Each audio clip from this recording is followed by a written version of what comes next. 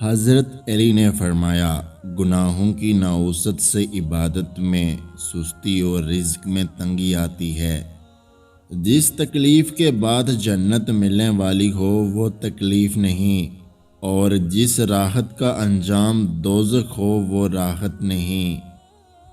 جب تم اپنے دشمن سے بدلہ لینے پر قادر ہو جاؤ تو اس کے شکرانے میں اسے معاف کر دو۔ ان لوگوں میں سے مت ہونا جنہیں نصیحت اسی وقت فائدہ دیتی ہے جب معاملات اور مبالغہ یعنی بہت زیادہ شرمندہ کیا جائے۔ جب کسی شخص کی عقل کامل ہو جاتی ہے تو اس کی گفتگو میں کمی آ جاتی ہے۔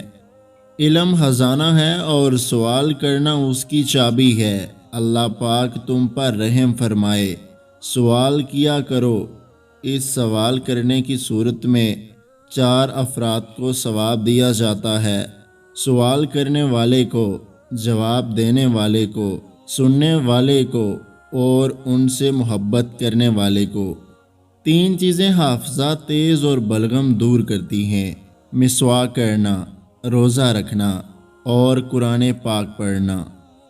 تھوڑی چیز دینے سے شرم نہ کرو، کیونکہ دینے سے محروم رہنا اس سے بھی تھوڑا ہے۔